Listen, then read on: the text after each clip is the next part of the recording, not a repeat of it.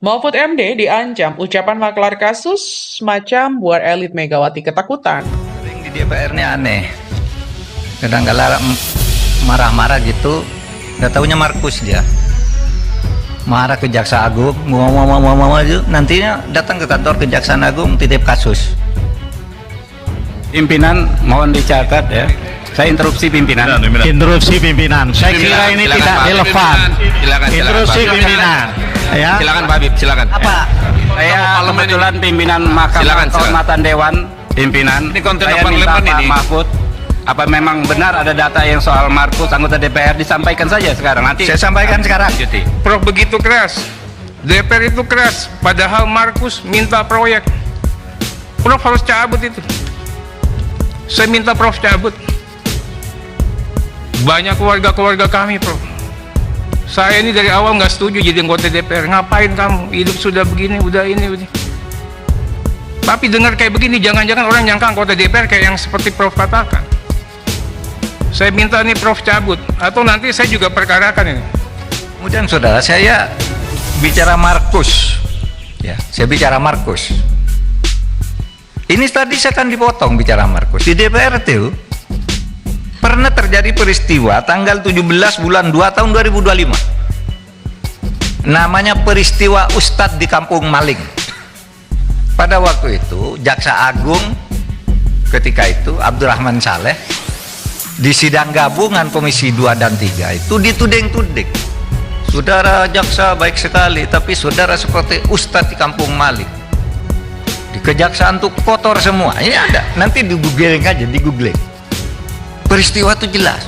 Lalu jaksa-jaksa marah, kurang ajar kamu, katanya kepada anggota DPR. Kurang ajar kamu. Kami dianggap maling, ini dianggap ustadz. Kamu kalau ngurus-ngurus perkara, habis marah-marah gini ngurus perkara, nitip pejabat, nitip ini. Itu kan tadi saya katakan begitu. Tapi terus dipotong. Bukan DPR sekarang, DPR yang lalu. Saya tidak begitu bodoh menyebut DPR sekarang, meskipun misalnya aja enggak mungkin dong nyebut. Disebut aja, Prof. Kalau ada justru disebut saja. Kenapa? Kalau ada terus disebut. Enggak, begitu bodohnya saya nyebut orang. Jadi perkara juga. Sudahlah, nanti kan ada para penegak hukum.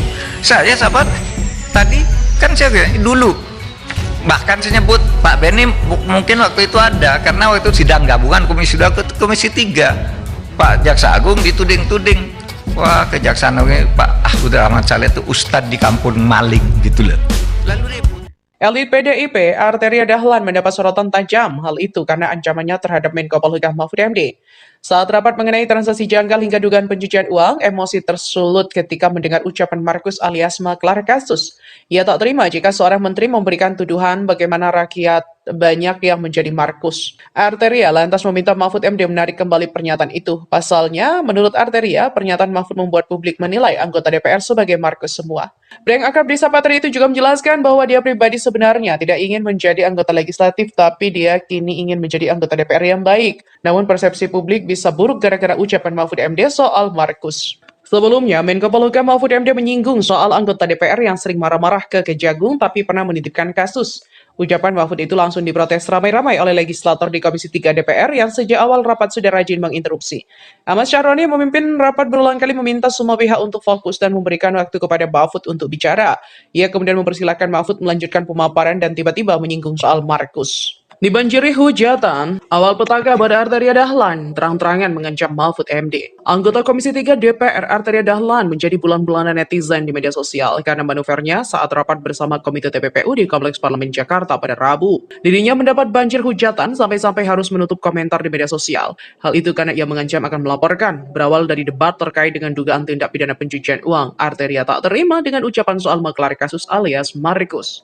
Politisi PDIP itu juga menekankan kepada Mahfud untuk tidak melontarkan pernyataan yang dapat berujung pada citra baik lembaga maupun pribadi. Arteria juga tidak terima dengan pernyataan Mahfud yang menyebut dirinya menghalang-halangi dibongkarnya dugaan transaksi janggal 349 triliun di lingkungan Kementerian Keuangan. Sebelumnya, sejumlah anggota Komisi 3 melakukan interupsi usai Mahfud menyinggung adanya Markus di DPR dengan modus operandi galak kepada pemerintah namun di belakang layar menitipkan kasus. Hingga kini, rapat Komisi 3 dengan Komite TPPU dan juga PPATK masih berlangsung. Ngeri, gertakan Altaria Dahlan bawa-bawa azab ke Mahfud MD, warganet bilang kayak mak gua ya kalau kalah debat. Publik masih menyoroti terjadinya debat panas antara Menko Polhukam Mahfud MD dengan anggota Dewan Komisi 3 DPR RI pada Rabu lalu.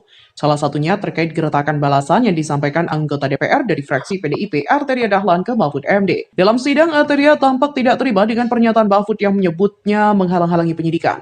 Ia pun mempertanyakan penyidikan mana yang dimaksud Mahfud mengingat sekarang tidak ada penyidikan. Saya tidak pernah menggertak, mengancam, Bapak kan orang hukum, jadi definisi pengancaman itu pasti tahu. Saya dengar tadi Pak Mahfud mengatakan saya menghalang-halangi penyidikan. Mana penyidikannya Pak? Kata Arteria Dahlan.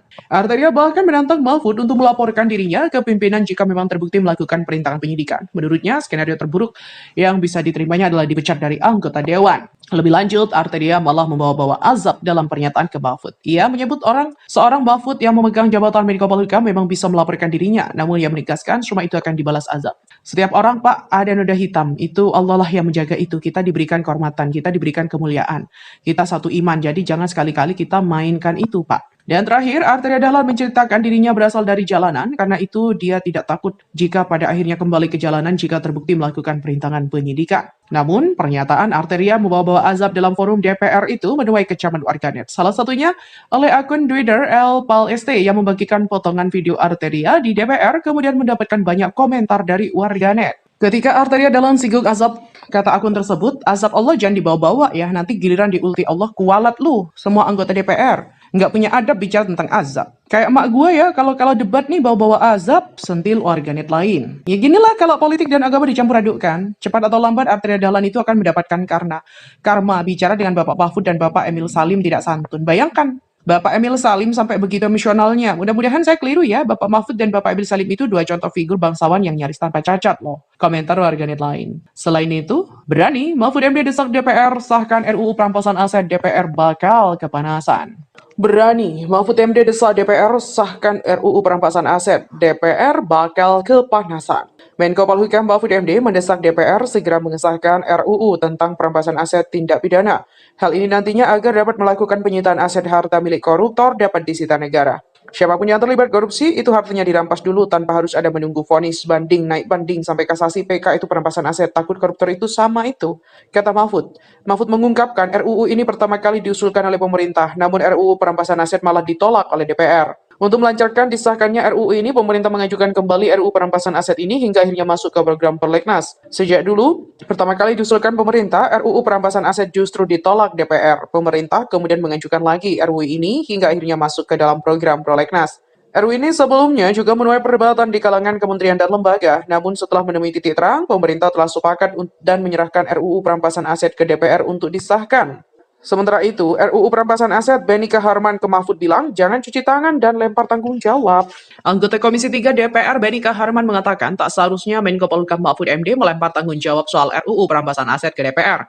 Beni merasa Mahfud dan pemerintah seakan ingin dianggap bersih, padahal DPR sudah menyetujui agar RUU perampasan aset segera dibahas. Jangan suka cuci tangan dan lempar tanggung jawab, apalagi menyudutkan DPR. RUU perampasan aset itu masuk prioritas Prolegnas 2023 yang sudah disepakati bersama dengan DPR di Balik. Artinya DPR setuju, kata Beni. Soal RUU perampasan aset, Mahfud juga disarankan lobi Ketua Umum Parpol dalam kesempatan itu. RUU perampasan aset masuk sebagai usulan pemerintah, maka dari itu menurut Beni yang mengajukan draft RUU-nya adalah pemerintah. Meski begitu dia bingung sebab Mahfud mendesak dan seakan mempersalahkan DPR atas mandeknya pembahasan RUU perampasan aset. Padahal, kata Beni, belum semua menteri setuju dengan bukti belum memberikan tanda tangan ke RUU perampasan aset. Sebelumnya Mahfud menyatakan pemerintah akan lebih mudah memberantas korupsi jika RUU perampasan aset disahkan menjadi undang-undang. Saat itu Mahfud dan Komisi 3 DPR sedang melakukan rapat dengan bahasan transaksi mencurigakan 349 triliun di lingkungan Kemenko. Memang RUU perampasan aset terkait tindak pidana masuk ke 39 daftar RUU yang menjadi Program Legislatif Nasional atau Prolegnas Prioritas 2023 DPR. RUU itu merupakan usulan pemerintah untuk perubahan Prolegnas Prioritas 2022.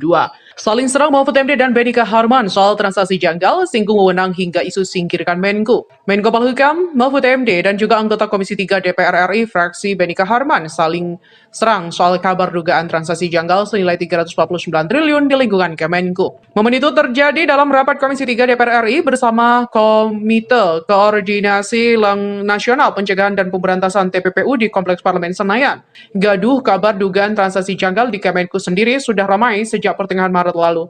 Ramai-ramai anggota DPR mengkritik Mahfud karena dinilai membocorkan dokumen rahasia TPPU. Namun, Mahfud tetap pada pendiriannya, dia bahkan menantang sejumlah anggota DPR termasuk Benika Harman untuk berdebat langsung dengan dirinya terkait ini. Punya wewenang di hadapan jajaran Komisi 3 DPR, Mahfud mengaku punya wewenang untuk mengungkapkan dugaan transaksi mencurigakan hasil temuan pusat PPATK ke publik. Menurut Mahfud, itu tak menjadi soal selama detail temuan tadi diungkap, misalnya identitas pihak-pihak terkait atau nama perusahaan yang diduga terlibat. Mahfud pun menegaskan, dirinya punya wewenang untuk menerima atau meminta laporan dari PPATK sebab sebagai Menko, dia juga bertindak sebagai Ketua Komite Koordinasi Nasional Pencegahan dan Pemberantasan Tindak Pidana Pencucian Uang. Ia justru heran dengan DPR yang meributkan ini, sampai-sampai menyinggung pasal pidana soal pembocoran dokumen rahasia TPPU yang dimuat Undang-Undang Nomor 8 Tahun 2010.